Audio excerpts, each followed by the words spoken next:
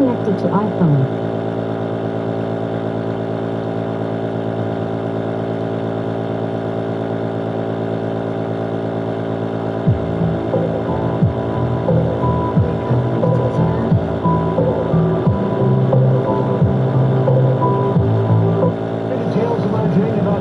Attempted to assassinate President Donald Trump in Butler, Pennsylvania.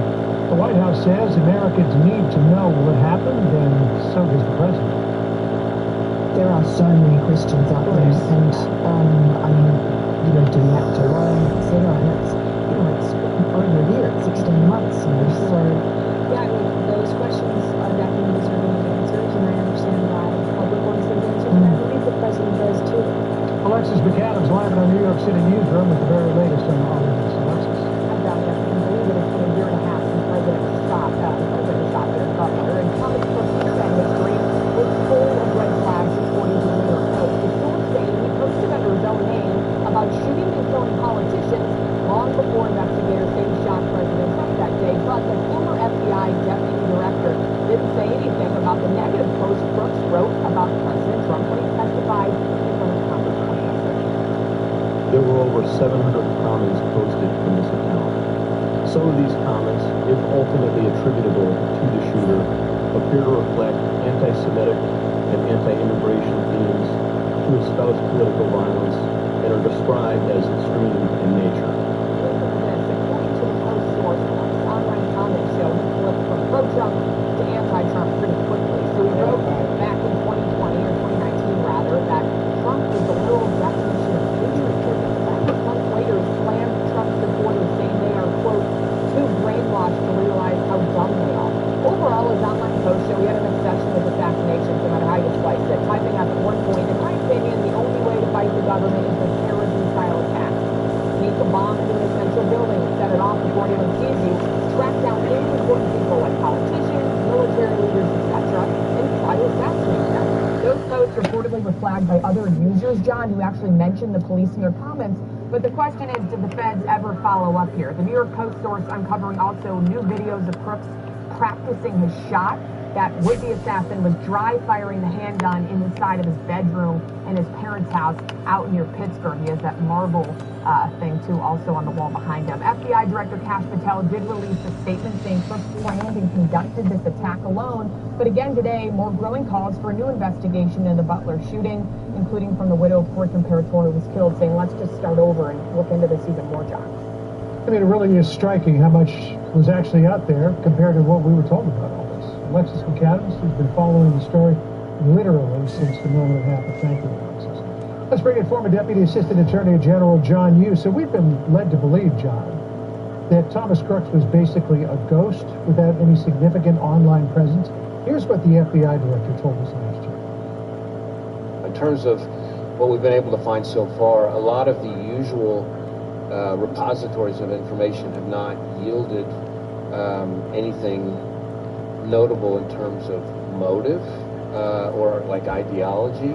And now we learn a completely different story. I mean, can you wrap your head around why we weren't told about this a long time ago? John, it's amazing that the FBI missed all this. As your report suggested, this is all out on social media. This is available for people to see.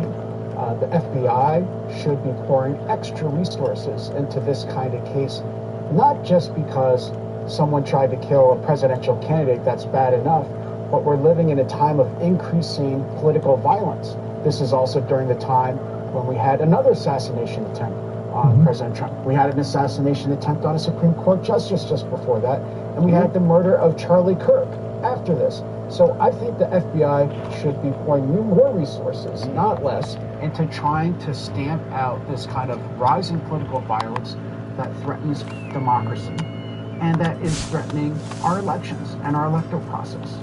Yeah, as Alexis McAdams was pointing out, there was a dramatic turnaround in Crooks. He went from Trump supporter to rabid anti-Trump opponent. Here's what Miranda Devine said about that change. He was pro-Trump, and then in January of 2020, he flipped 180 degrees.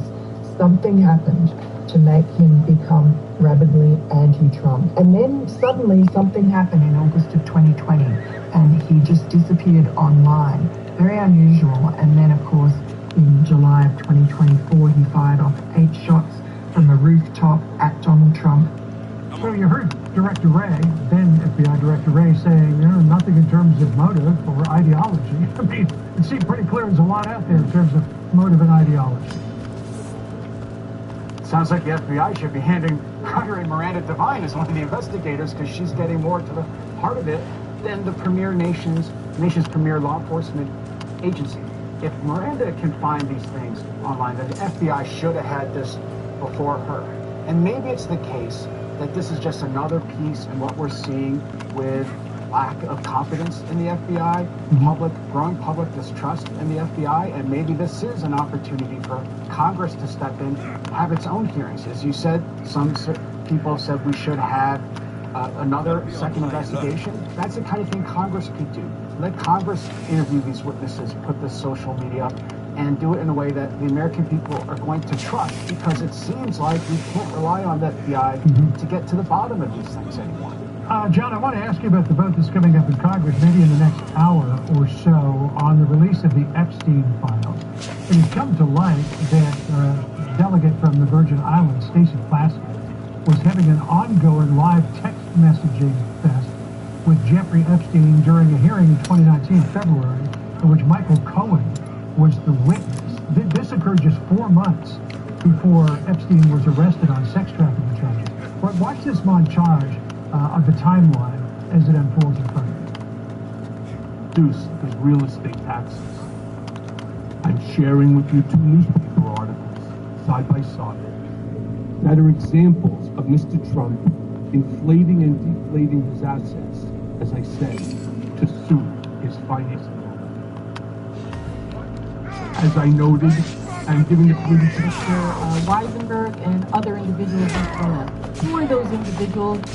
Is Ms. Rona? What is Ms. Rona's role? Rona Graf is Mr. Trump's executive assistant. And would she be able to corroborate many of the statements that you made? Yes, her office is directly next to his, and she's involved in a lot. Yeah, the Democrats, John, are trying to make this all about President Trump. It would seem that the Democrats, including Ms. Plaskett, including Larry Summers, have got more of a problem with their relationship with Epstein than the president does. I think President Trump's made the right call here, and members of the House, to say, let's just put it all out there.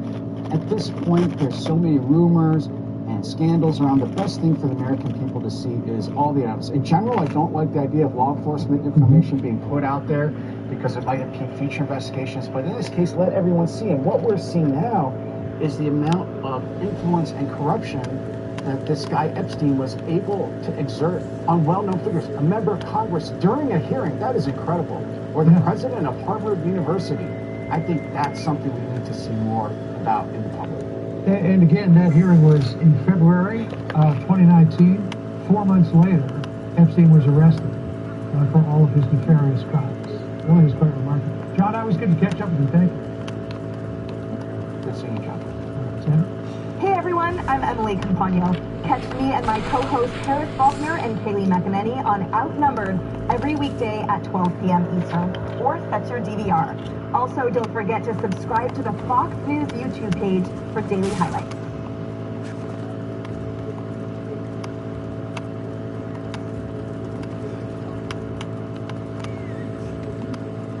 Joining me now is the DIPID Secretary, Pete Hegseth. Mr. Secretary, thank you for being with us today. Hey, Will. Thanks for having me. Talk to me about this, you bet, always happy to have you here. Talk to us about this memorandum of understanding, this trip you just made to Panama, and the update you gave the president. Tell us what it means to be first and free through this now. Yeah, Will, you got it right. This is about malign Chinese influence. This is a power play by the Chinese in our backyard on what in the military we call key terrain. Panama Canal is strategic key terrain. You mentioned that 40% are U.S. ships. Well, 75% of the traffic that goes through the Panama Canal either originates from or is going to a U.S. port. And you mentioned the history there of our investment. This is something we've been involved in for quite some time. And so we had a chance to go down there with a large group of U.S. soldiers and ships and others to meet with their leadership and say, we want to help you. remove Chinese influence. And thankfully, the leadership of Panama are eagerly pro-American, and they've demonstrated already. They kicked out the Belt and Road Initiative when Secretary of State Rubio was there a few months ago. They did an audit on the control of those Chinese ports, which unsurprisingly, had huge fraud inside them, and that's been exposed. And so those are up for sale and likely going to BlackRock, which again would take away more Chinese influence. And we arrived with a simple message: is we want to be your partner in securing this strategic piece of key terrain. And so they have a very unique constitutional structure there, which we respect and understand. Part of it is an independent canal authority, and we work directly with them to put together a framework which allows U.S. flagged military vessels and auxiliary ships to travel first and free through the Panama Canal, unlimited. We've got Coast Guard ships and Navy ships down there all the time.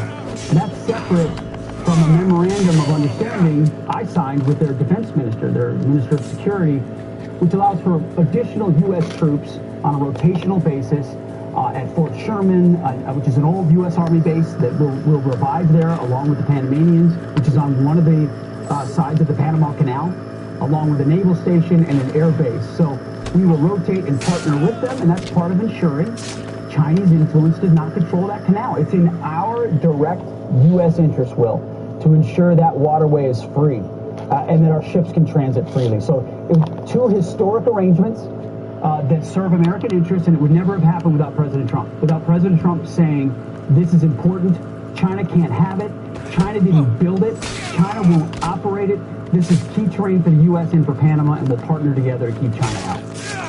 I want to dig more in together to the national security implications and the rising tensions with China in just a moment. But I want to stick with the economics for a second, Mr. Secretary. It's clear, especially clear in the last couple of days, in the last week, that President Trump puts as a priority getting good deals for America. Yep. Looking to renegotiate tariff deals with countries across the world. This is an essential, another part of the deal that we're working on here with the Panama Canal. So I want to go back to this idea of first and free. Tell us what the conditions were before this memorandum of understanding. Like, what is the wait time? How do we go first in line? What did we pay in the past? How much are we now saving by going through free? Good point. Fees could vary in the past, depends on the size, depends on the cargo. Sometimes these are U.S. warships, sometimes they're auxiliary ships carrying supplies. So it depends on we got a chance to watch huge container ships transit this canal. And for viewers, it's a marvel of the world what Teddy Roosevelt, what Americans did 100 years ago to bring the Panama Canal about. It's simply incredible. But it's also very, very strategic. If there was a contingency in, say, South China Sea, in the Indo-Pacific, and we needed to get our fleet or more assets from the east coast of the United States over there, you'd use the Panama Canal.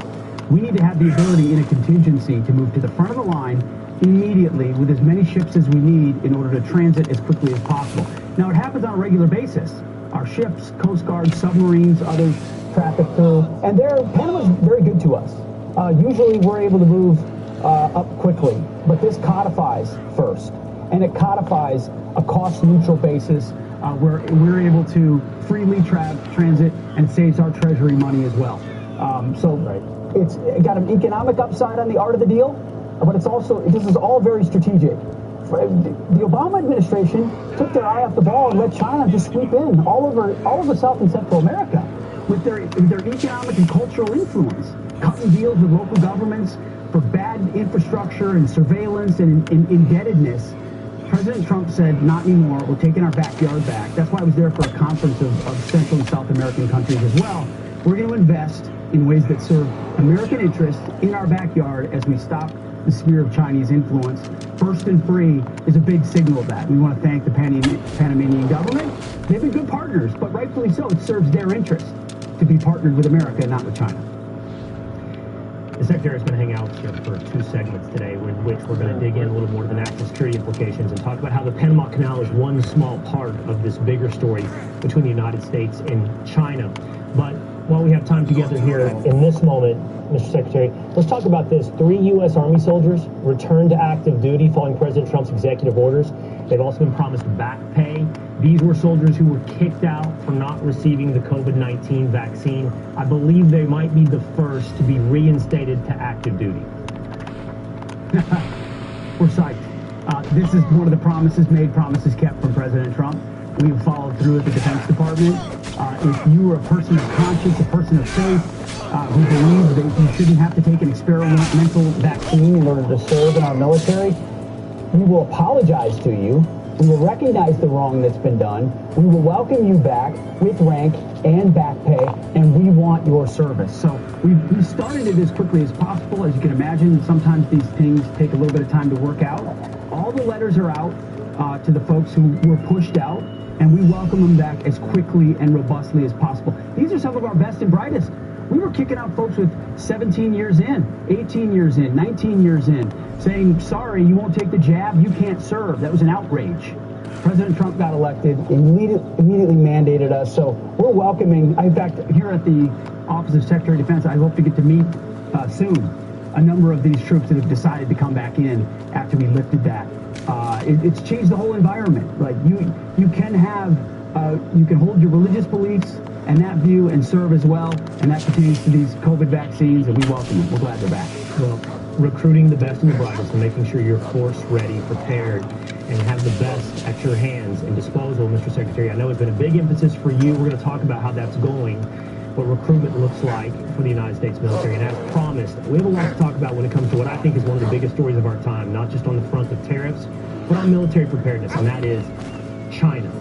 We're going to stick around. We're going to talk a little more with the Secretary of Defense. We're going to continue our conversation with Defense Secretary Pete Hegseth. On this, a stunning new report reveals the Biden administration held private talks with Beijing about the Chinese spy balloon we let fly across our country. Now, before notifying the public, this according to the readout, former Secretary of State Anthony Blinken told Chinese diplomats that if the balloon was revealed publicly, it could have, quote, profound implications for our relationship with China.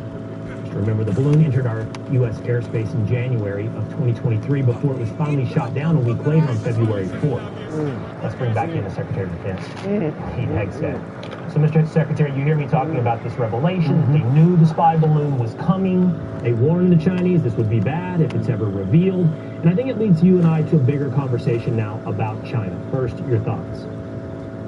Well, that's the first I've heard of that story.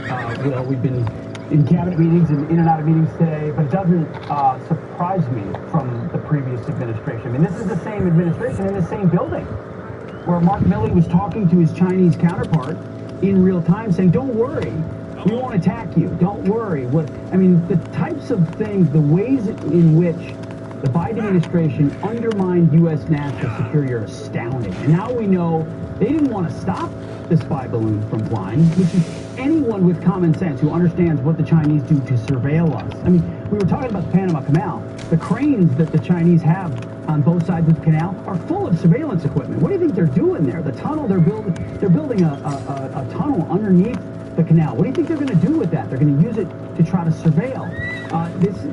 That's exactly what a spy balloon is meant to do. And the fact that we would know about it, permit it, and then try to hide it instead of addressing it is exactly the kind of weakness that now President Trump is having to undo.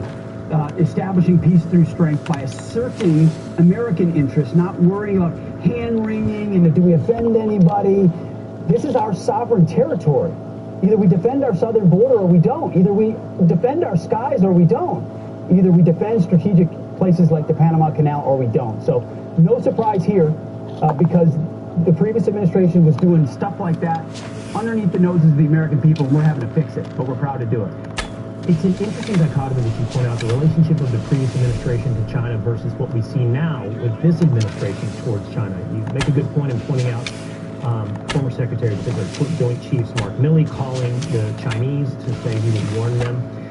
Meanwhile, when you came back from Panama, after you made a statement in Panama, the Chinese Communist Party put out a statement that said, who represents the real threat to the canal? People will make their own judgment. And then, Mr. Secretary, as of today, the Indo-PACOM commander, ours, said, quote, China's increasingly aggressive actions near Taiwan are not just exercises, they are rehearsals. The temperature seems to be turned up now in this relationship with China. Well, we're just clear-eyed. You just mentioned the Indo-PACOM commander, Admiral Paparo. He's a fighting admiral. He gets it. He's out in the Pacific defending American interests. He is poisoning our troops to deter. We don't want conflict. We do not see conflict with the Communist Chinese. We don't. But we are prepared to achieve peace by being strong, by asserting our own interests and standing by our own allies and rebuilding our own military. What I saw down in Panama, Will, was not just about a canal. Of course, the canal is very important and everything that goes through there. It was a tug of war with the Communist Chinese. You're seeing it on the streets of Panama City right now. There are forces underneath their politics trying to pull down President Molino, a pro-American, pro-Trump president who wants to work with America, doesn't want to work with the Communist Chinese. But the Chinese are trying to undermine that. They're trying to instill more insidious influence. Countries that partner with America know that we play it straight with them. Know that we have our own interests, we put America first, but we work with allies and partners for mutually beneficial defense arrangements. And that's not what China does. China exploits, and they want to export a very different view of the world. And so Admiral Paparo is right. Our posture is decidedly strong and stout.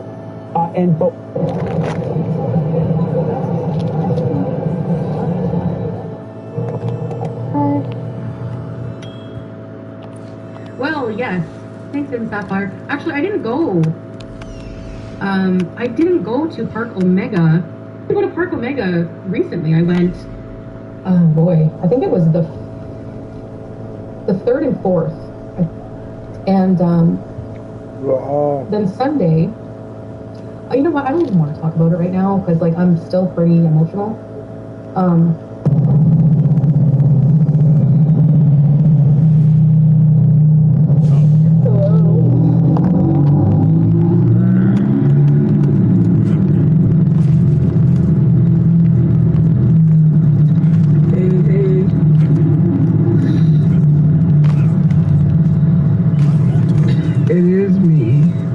Gingerbread man. What do you mean it's not me? It's me, but I have a filter on. The gingerbread man filter.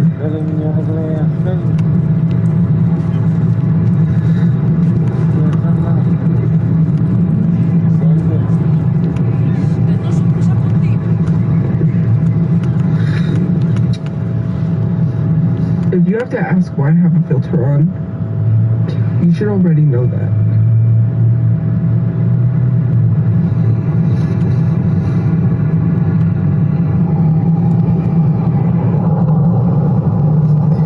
Who is that wants to get bookmarked already? Like, Jesus.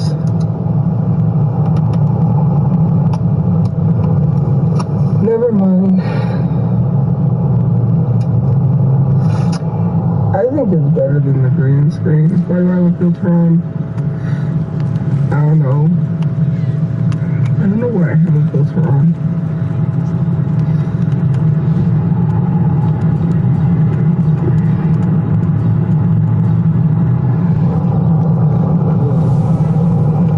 This is crazy. Well, not really. There's a lot crazier, so. Get your life together. My life is together. The only thing I get together is a lawyer. I don't got money for that. I don't know if someone recently made a video or something calling me a groomer, but when have I ever been a groomer? That's what I want to know. When have I ever messaged minors inappropriately? Where is this miscommunication from a predator to a groomer happening? Somewhere along the lines, people are confusing things, and I just need to get a personal lawyer I don't have money for.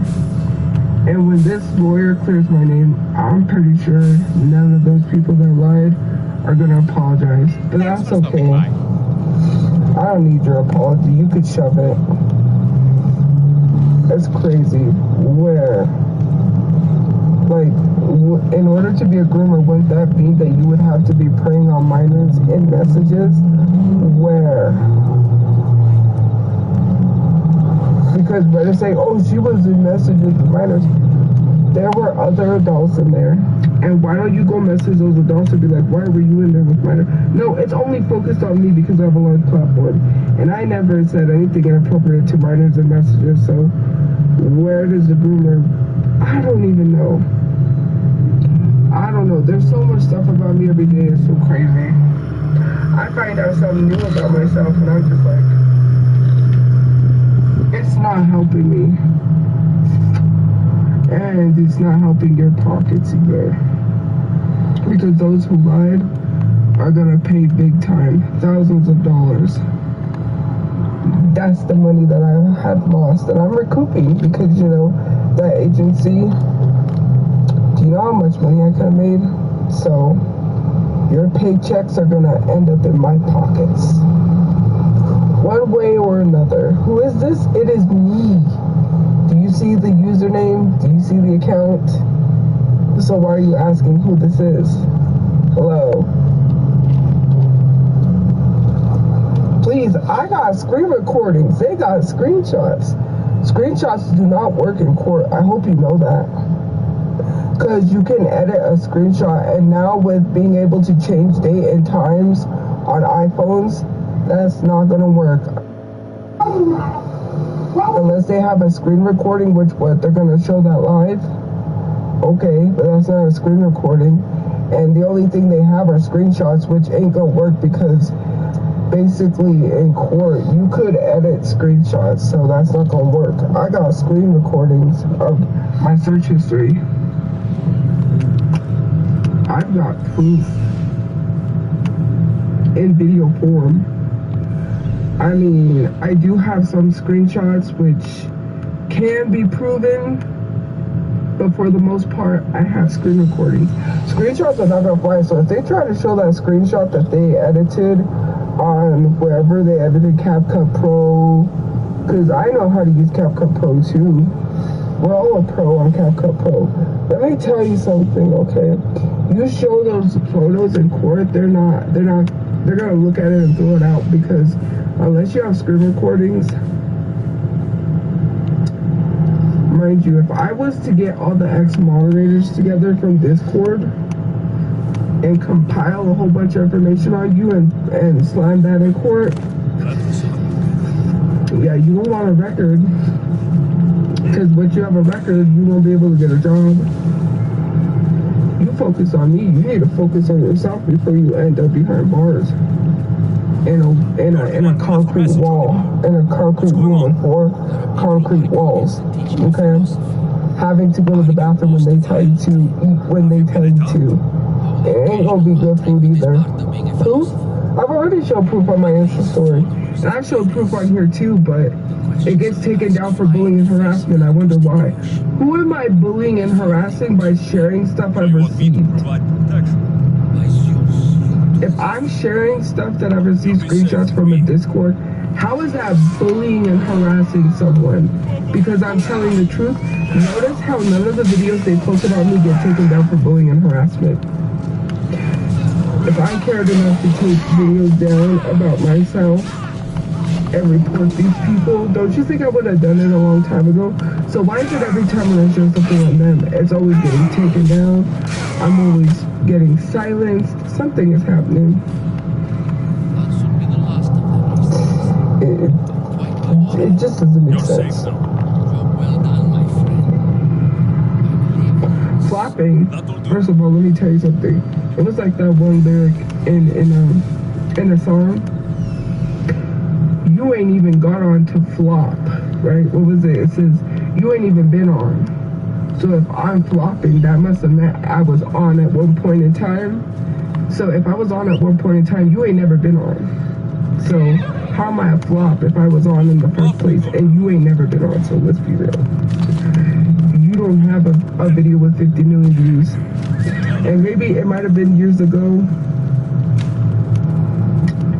You know, but I got noticed by celebrities, so Cardi B, Stevie Rixa, Rascal Flatts, even though I'm not a huge Rascal Flatts fan anymore because of the Trump stuff, but, you know, something you, like, lies. I even got noticed by Billy Joel, so,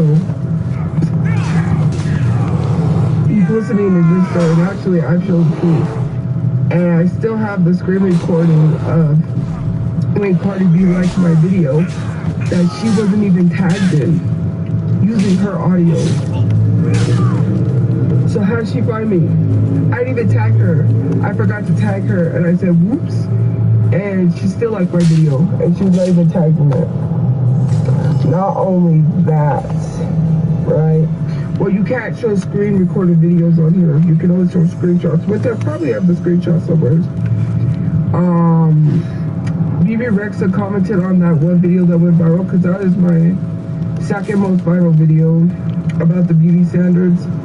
And people got so mad to the point where they reported her comment and got it taken down. And then tried to say, oh, she heard the horrible things about you, so she took the comment down. No, she didn't. It got reported and taken down. And I have proof on that. And I'm just like, why are you so bothered that a celebrity commented on my post that you reported? Okay. Like, imagine being mad a celebrity commented on someone's post.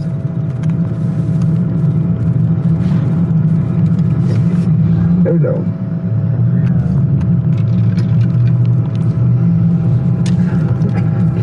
Like, having a large following, you get noticed by celebrities on here. When Kevin Hart liked my comment, it's like, you know, it was the comment under the post of The Rock, him and The Rock, that was posted on TikTok where he was afraid of a butterfly, and I had like, I don't remember what the comment was pertaining to Kevin Hart being afraid of the butterfly, and he liked my comment. Gloria Gaynor, the original, you know, the I Will Survive, that song, yeah, she liked my comment. Rosie O'Donnell liked one of my comments. I mean, let's be real, you ain't been on nothing. So, to call someone a flop when you ain't even been on anything is crazy. Get 50 million views and then call someone a flop, because you're a flop. Right now, I wouldn't even be projecting if I was you. Like, last month was my best month, so I make thousands of dollars while you flop. Okay, like a fish. And it probably smells like fish. So, close your legs. Thank you. Don't leave them open.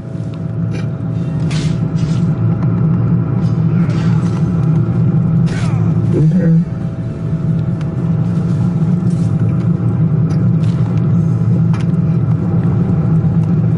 Saying it, I will repeat it again.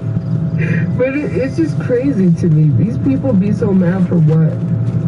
You know what's funny is how all these people love to make false accusations but never once called the police. Like, how do you sit? And here's the thing that literally baffles me, is that they openly admit to having CP in their phone. Like, oh, we have the proof. Why would you admit to having minors in your phone in front of thousands of people on a live? Knowing that I didn't do that, but you're literally admitting to having that on your phone. Now who's really the one that needs the FBI looking into their phone? Because it ain't me. You're online admitting to people you have children in your phone. You need to have FBI knocking at your door. I didn't admit to nothing. I don't have anything in my phone. The only screenshots I have are things for the lawyer, which doesn't have minors in them. Yeah. I mean, my thanks, These people are grown adults, so let's start there. And if I have anything with minors in it, I wouldn't have screenshots. You know why? I'm not a dummy, because imagine walking around saying I'm carrying this for a lawyer. That's not even an excuse at that point. Like, the police would say, well, you shouldn't have anyways. I'm not stupid. I may have a learning disability, but I know better. Why would I have anything with minors on my phone? Makes no sense, except if it's proof where they're literally admitting minors were groomed in their Discord. They doxed the minor. They were arguing back and forth, grown adults with a minor on Discord, but that's not weird. You're arguing with a minor that called you out on Reddit because you were being weird, and then said you can't blame me. So every time they do something in the Discord, they blame me. Is that what I'm hearing? I'm getting blamed for what you're choosing to do. It's weird. Saying she's not active, so you can't blame her. She's not. You don't have to feel to blame because she wasn't active. You know, I'm so glad that I was not live for a whole month, because it literally proves that you try to lie on me and blame me for stuff you do and you don't take accountability. First of all, it's a live stream where people talk, so why would I have to shut up? That makes no sense. Okay.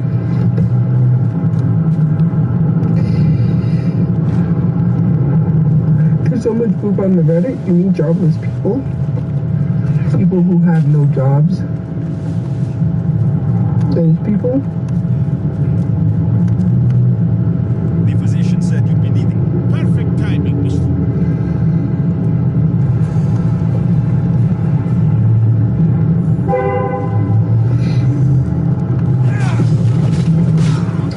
Sonic? I haven't seen Sonic.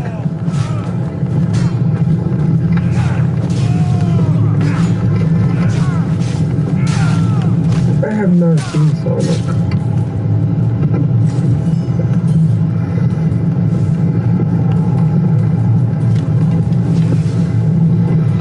They're not influencers because Reddit is filled with jobless people that sit there thinking that they're famous bloggers when they're not. Especially because Reddit has caused a lot of damage to people. The stuff I see, Reddit is just like Discord. They're not influencers. They don't get paid to harass people and then actively admit they're harassing people. They were sending people to the library to take pictures of me. Acting like they was incognito, like I didn't know who was sitting there. Like I pay attention to my surroundings. I know who is where. If I wanted to let the library know that you were harassing me so they could ask you not to come back, I will. But you're lucky I'm nice enough not to do that to you, because some of these people need the library to study. You want to ruin your chances of studying? And it's so weird considering the fact that I don't engage with those people. I was just like, I forgot what it was. Sorry. You know, I still my throat. But anyways, I got up to do something and all I see is a photo of my behind or whatever, because they took a photo when I was walking away and literally acting like I wouldn't know who did that. Because I can see. I know who was sitting where. Like, and then the Discord just sends people, like not Discord, Reddit. And if they were influencers, they wouldn't be harassing someone, because influencers, me, I don't give a hoot, holler, whatever about brand deals, because I'm not trying to be brand friendly. But if they were content creators, they're not doing anything to help their account or content because they're actively in drama. Imagine sitting in a Reddit for 24/7 talking about you got a job and you're in school. I wasn't this active on social media when I was in college.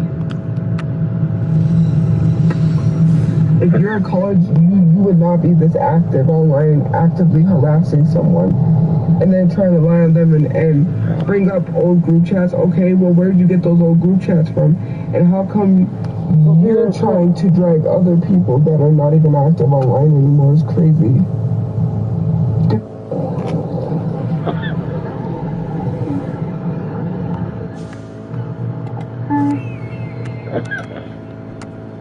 Well, yes. Thanks, Sapphire. Actually, I didn't go. I didn't go to Park Omega. I went to Park Omega recently. I went. Oh boy, I think it was the 3rd and 4th. And then Sunday. You know what? I don't even want to talk about it right now because like I'm still pretty emotional. But I'm just not doing good, and I'm just trying to do good. You know, I mean, I'm gonna have to really try. Like, I realize that I have a lot to do, work on myself before I can get any better, and I was like, I need to see like family or something Sunday. I couldn't, like, I just was not, I've never felt like that out of it in my life. Like, I've never felt like that. It was like a fight or flight, like the walls were closing in, like I'm not able to sleep. Like if I fall asleep and then I wake up, I like I feel like I'm gonna drown or something. It's like so awful. And I didn't think that I would have like a physical reaction to this kind of thinks our marriage was fake, whatever. It's irrelevant. I'm grieving it, and I like it's just how it is, and I'm just gonna have to like do the hard work, like yes, therapy, trying to fill my day with a new meaning, new life, and stuff like that. Anyway, yeah, I just needed to be with people.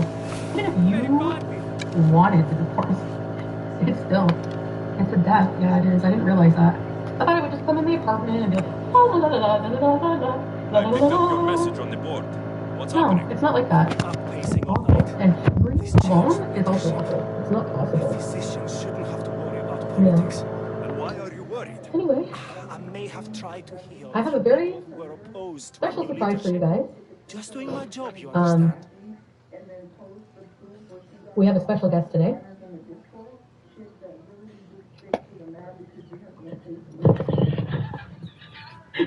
It's Pete! Hi, Pete! I cut his hair. Did I do a good job? Yep. Look good to me. Are you wearing hair You have to fibers? heal who the gods put in your path. But they might not see it that way. My thoughts exactly. I need to find a way to show them I'm a neutral party. Give them some sort of a gift. While remaining at the same...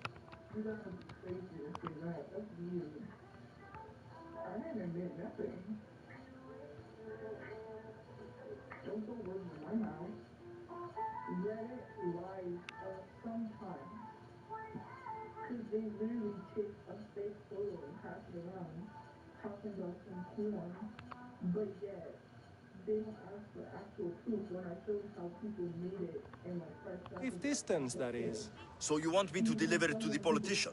Yes. It needs to get there in one... I'll take care of it.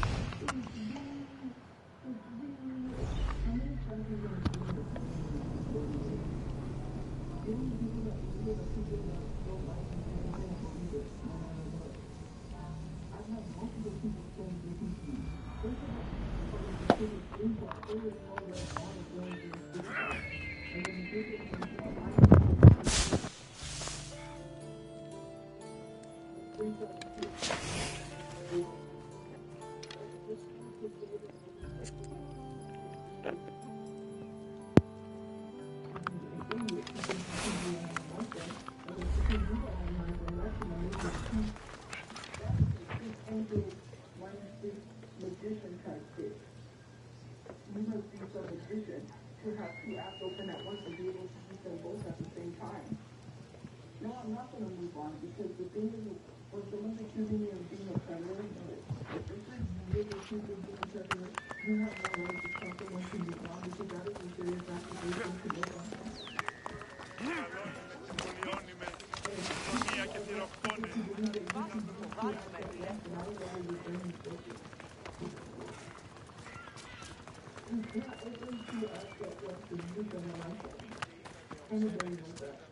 Someone thought you might need this.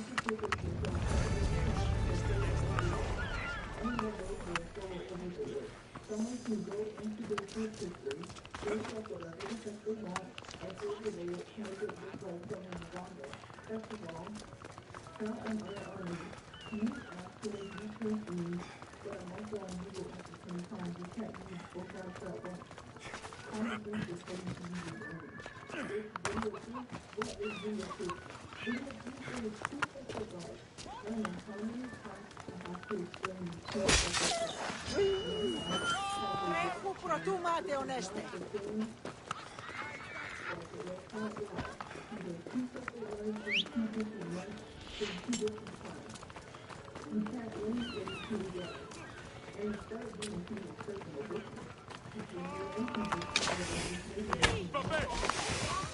get a straight. Perhaps, yeah. Oh,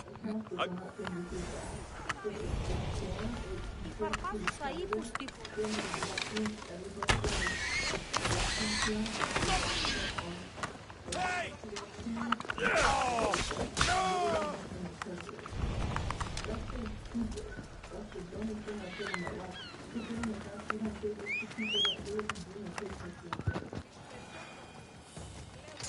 Ella.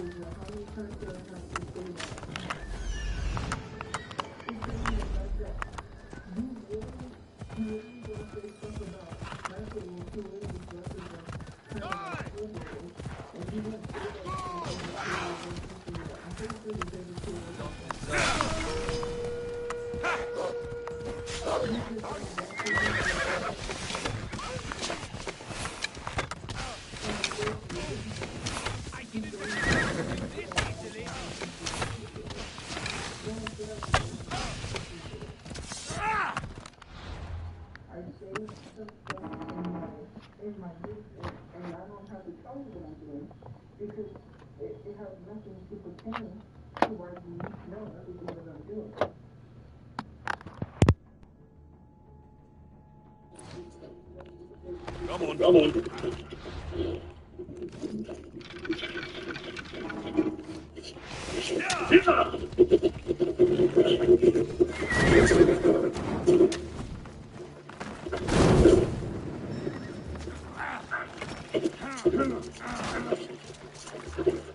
You killed 4 balls.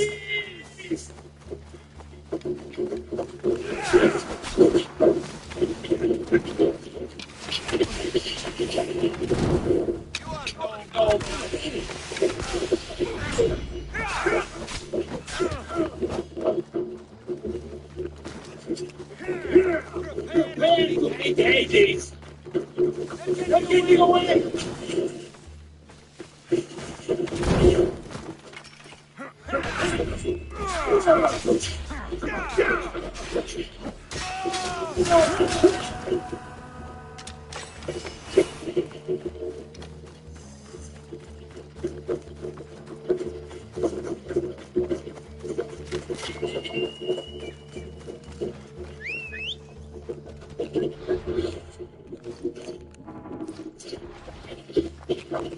Onward! Let's go!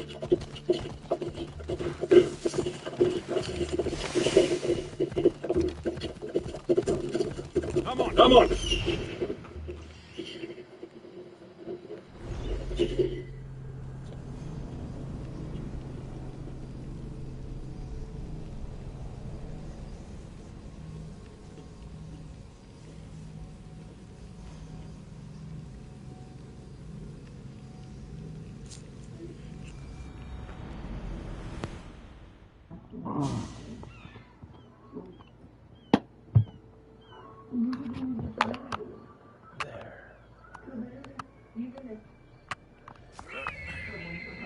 What the hell? I have to shut it off.